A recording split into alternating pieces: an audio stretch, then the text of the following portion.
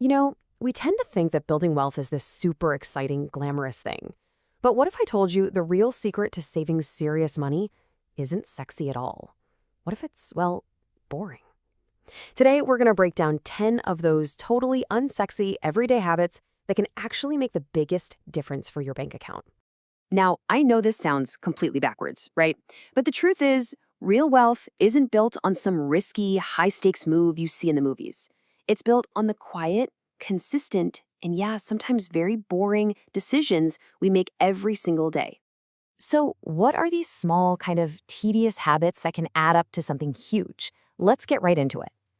Okay, first up, mastering your consumption. We're going to start with the really tangible stuff, the habits that tackle what you buy, and maybe more importantly, what you waste, especially when it comes to food. Okay, this one might sound a little intense, but just hear me out. When you choose just 4 or 5 meals that you basically rinse and repeat each week, you create an incredibly predictable grocery bill. You know exactly what you need and you just stick to that list. No surprises. And this is where the magic happens. Look at this ripple effect. Your grocery bill becomes stable. That nightly stress of, what's for dinner? Gone. Which means you're way less likely to just throw your hands up and order expensive takeout. And here's the kicker. You actually use what you buy, which slashes your food waste. This one builds right on that last point. Before you even think about going to the store, get in the habit of using what you already have. You can even call it a use what you have week. Get a little creative with those pantry staples, like that can of tuna and box of pasta. It saves you money because you're just shopping less often and wasting way less food. All right, this habit challenges some really common advice. We've all been told that buying in bulk is the ultimate money-saving hack. But honestly, it can lead to so much waste if you're not careful. Not everything is a smart bulk buy. So the key is knowing the difference. Things with a long shelf life, like meat you can freeze, dairy, or toilet paper, those are great to buy in bulk. But items that spoil fast, like that giant bag of avocados or those fresh greens, let's be real, you're often just buying food for your fantasy self that ends up in the trash. Okay, next up, let's talk about mindset.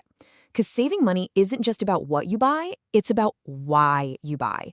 This is all about the psychological habits that are really driving our spending. This is all about spending with intention. See, the problem isn't the daily latte itself. It's spending on autopilot. So try this. Make your survival coffee at home. That's the one that just gets you going. Then, save your money for the coffee shop for when it actually adds something to your day, like catching up with a friend or just as a nice little treat. It makes the experience feel special again. Oh man, this habit will save you a ridiculous amount of money. For so many of us, our default way to kill time is to just browse online stores. But the more you browse, the more you're going to find to want. When it comes to impulse shopping, ignorance is truly bliss. The key is you have to replace the habit. Find something more fulfilling. It could be something challenging like training for a 5K, something creative, or even something super simple like just going for a walk. Even setting boundaries, like a no phone shopping in the morning rule, can help break that expensive cycle. Being an outfit repeater isn't boring, it's brilliant. Think about it. Every single time you rewear something, you are lowering its cost per wear. A $300 sweater you wear 30 times is actually cheaper than a $30 sweater you only wear once. Plus, the more you wear your clothes, the better you get at understanding your own personal style, which means you make smarter purchases down the line. And finally, let's talk about your system. These are the foundational habits that create a solid structure for your finances. When you get these right, everything else becomes so much easier. A predictable, structured routine is like a bodyguard for your wallet. Why? Because when you don't have a routine, you often end up just scrolling on your phone, seeing what other people are doing, and feeling that pressure to spend money just to keep up. A simple routine keeps you focused on your own lane. Okay, now for the habit almost nobody wants to hear about. Budgeting. I know. Yes, it can feel tedious and overwhelming at first, but the payoff is huge. It is the single most important factor in feeling confident and actually in control of your money. Budgeting isn't just about tracking numbers in a spreadsheet. It's about understanding your own behavior. It shows you exactly where your money is going, how much, and, this is the most important part, the emotional reasons why you're spending. It connects your habits to your financial reality. Does this look familiar? For so many of us, this is just the default setting. You get your paycheck, you cover your bills and expenses, and then you just kind of hope there's something left to save. The problem? There's usually nothing left.